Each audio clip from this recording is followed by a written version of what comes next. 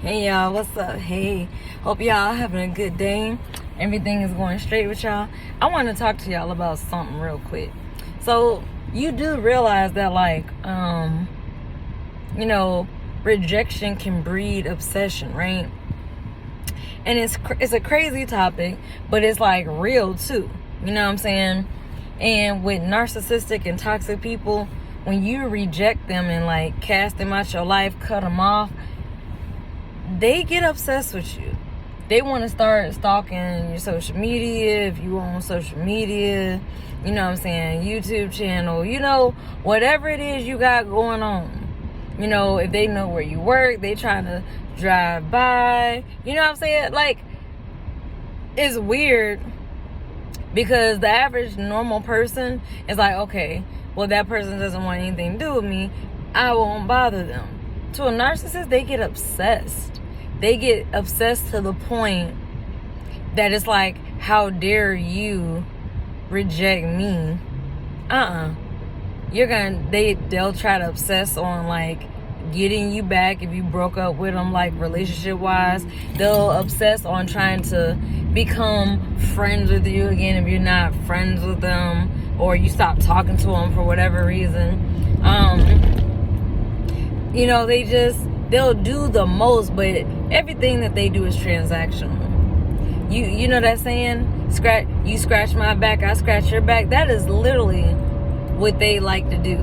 They want you to scratch their back and bend over backwards and do all this and that for them.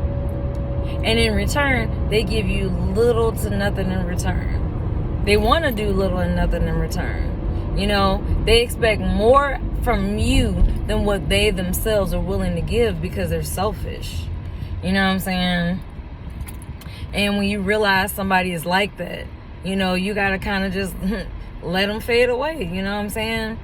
And if they want to leave, because sometimes they'll try to I was talking to a friend about this earlier. You can sit there and break up with somebody. It doesn't matter, friend, relative, whoever, right?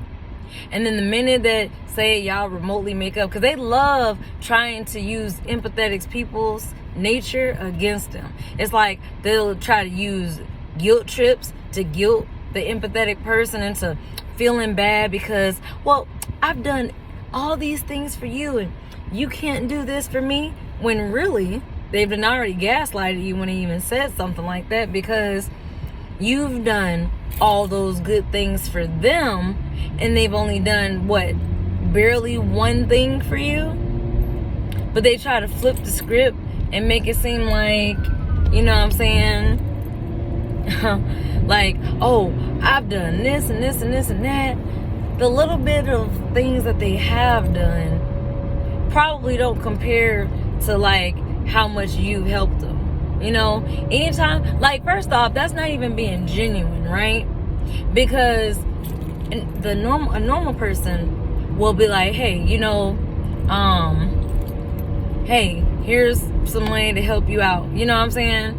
And if they got the extra money, they'll give you the extra money to help you out while you're in a little bind. And the number one thing a toxic person loves to say, I'll pay you back when I get my paycheck. I'll pay you back. I'll pay you back. Well, a normal person who's also intelligent and financially, stable and planning ahead would have been then budgeted for that financial loss. And technically it's really not a loss for them because they weren't giving with the expectation of receiving back. You know what I'm saying? So they gave $100 or whatever. Let's just say it's $100. They gave the $100. The person, I'll pay you back on Friday. Friday rolls around, excuses. Next Friday rolls around, excuses. Every Friday of the month, excuse. Well, I gotta pay my baby mama. Oh, I got child support. Oh, whatever their excuse is, right? So, and then this is another thing, y'all, that I find interesting and sickening at the same time. Some of these so-called homeless people that be out here on the corners and shit, they're not homeless. They know damn well they got an apartment or a house, or whether it's in their name or someone else's name, they know that they got a place to go lay their head down at night. but they over here conning people out of money, and then they got that damn sign. And what does it always say at the bottom of the sign, y'all? God bless. Go check out my video about how these manipulators use God to con people, okay? Because it's real talk. That is legit what they do. They try to use God against people. Oh, well, you know, God bless. God gonna bless me whether I give your ass money or not. You know what I'm saying? And then they be so bold, because don't let me have my window down or something. Out of all these cars, you coming to me. Don't come to me. Don't even look at me. Don't look my way, because I'm not about to give money to somebody that's just sitting on their ass. All these people that then passed away from COVID, right? According to the government and the census and all this, right? Statistics. All these people then passed in these last 2 years. And that's sad. However, that created a lot of job openings as well. Every time I turn around, I'm seeing somewhere that says now hiring. They need help. And there's a lot of people still sitting at home on their butt wanting to collect unemployment, right? So these are people that just barely want to get by. And because they just barely want to get by and they're okay with that, they expect you to have the same lifestyle as them. But that's not, the case. So I just find it interesting. But yeah, so it just reminds me of this one dude, I don't know who he was, but he came up to my car and was like, oh, you got some money? I'm just trying to get something to eat. I was like, no, sir, I don't, right? Because I really didn't have no money on me. So he up there, oh, but you got money to put in your car. Out of all these cars that's in front of me and behind me, you coming to me? And you mad because I told you no? Boy, I about backed that man up and checked the hell out of him. Like, who do you think you are? It's not my fault that you a crackhead, because he looked like one, and you out here on the street begging for money because you don't want to actually take responsibility and accountability for why you are in the situation that you're in. Do I look like I'm into fixing people, saving people? No, but I'll tell you who is. Codependent people. Codependent people are very much the types of people that a narcissistic and very toxic person would target and would like to get close to because they feel that they could get over on you. Oh, they're an empathetic person. They're kind-hearted. Oh, I'm going to use them up. I'm going to take advantage. I'm going to walk them like a dog. Walk them like a yo-yo. You know what I'm saying? They be having these thoughts in their mind of what they're going to do, which means it's premeditated. You know what I'm saying?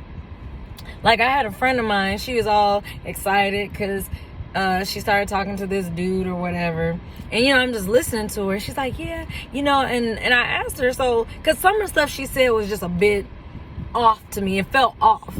So, when she was talking about everything or whatever, I think they went on maybe like 3 dates or something like that. But in these 3 dates, it's a major red flag for anybody to be like, I love you. What do you love when you don't even know me? You know what I'm saying?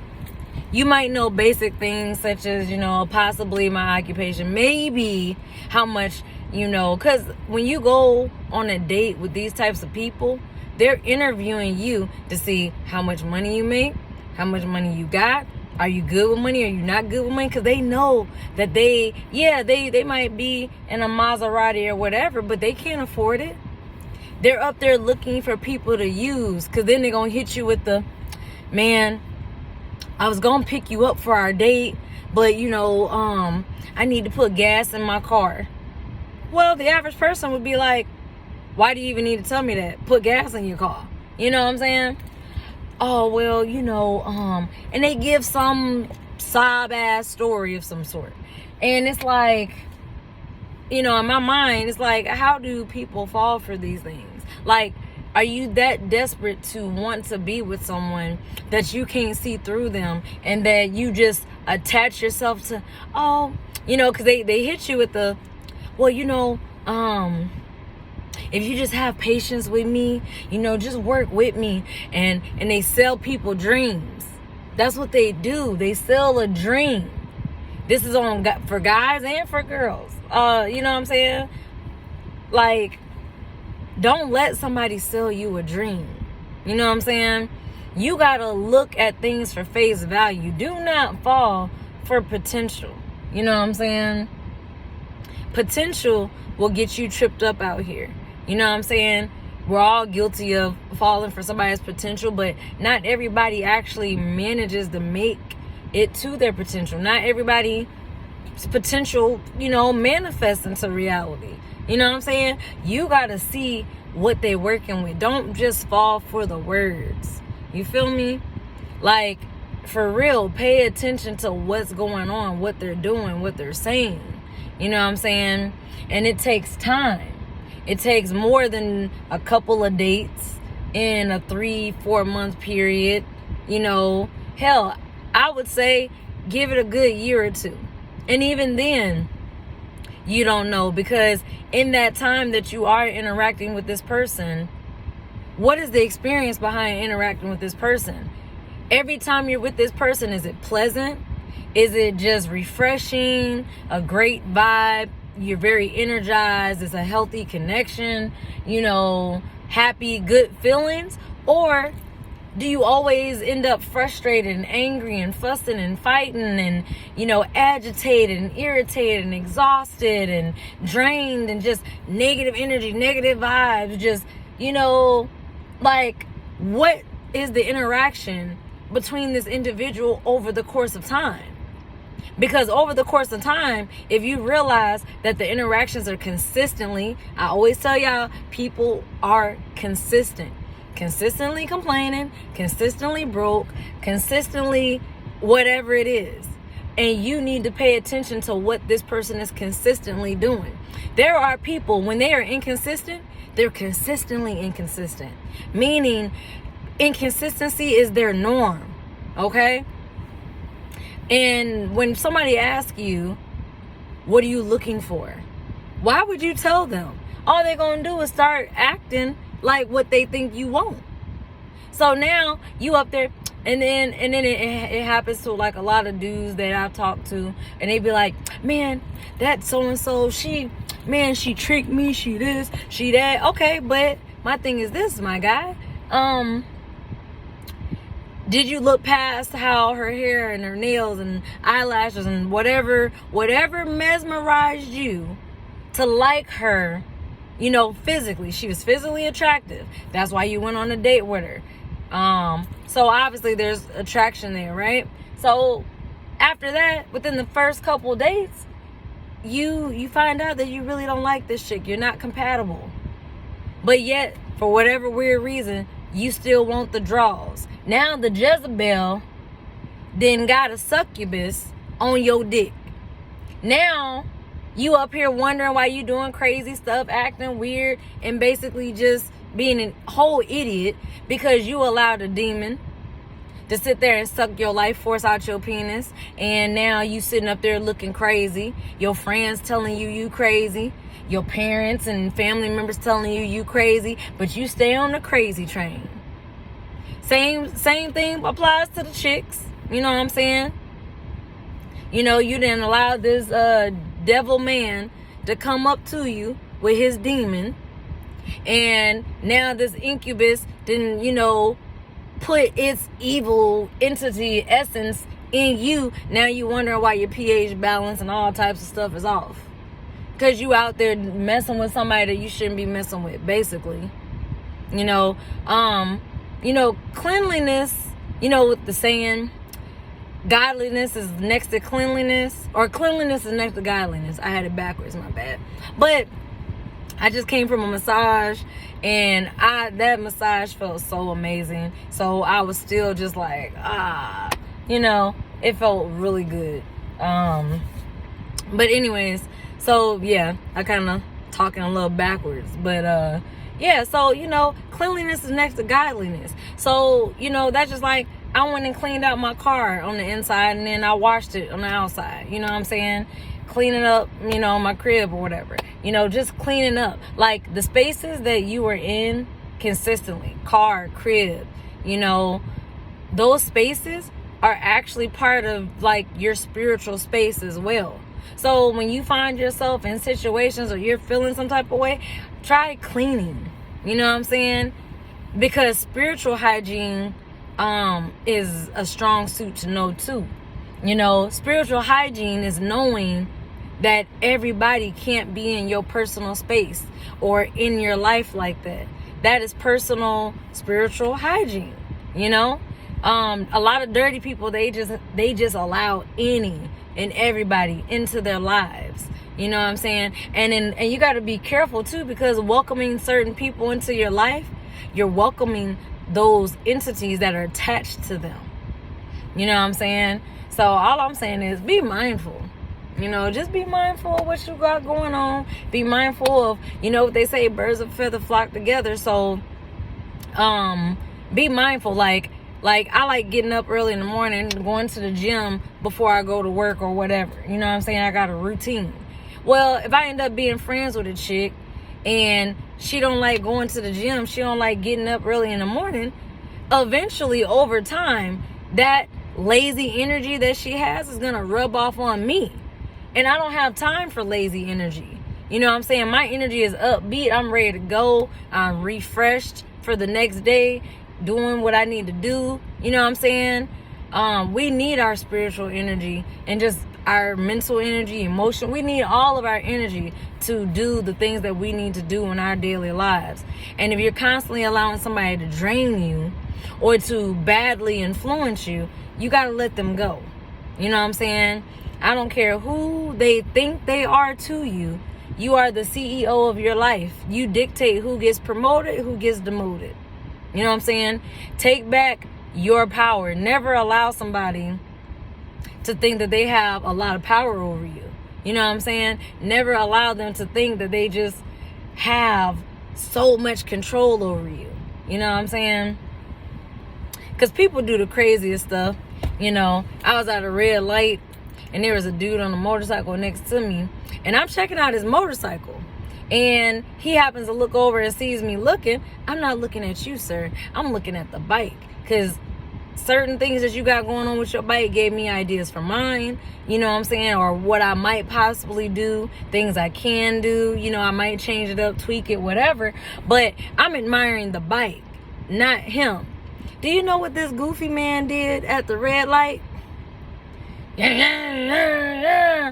Pops a wheelie in the intersection, crashes and burns.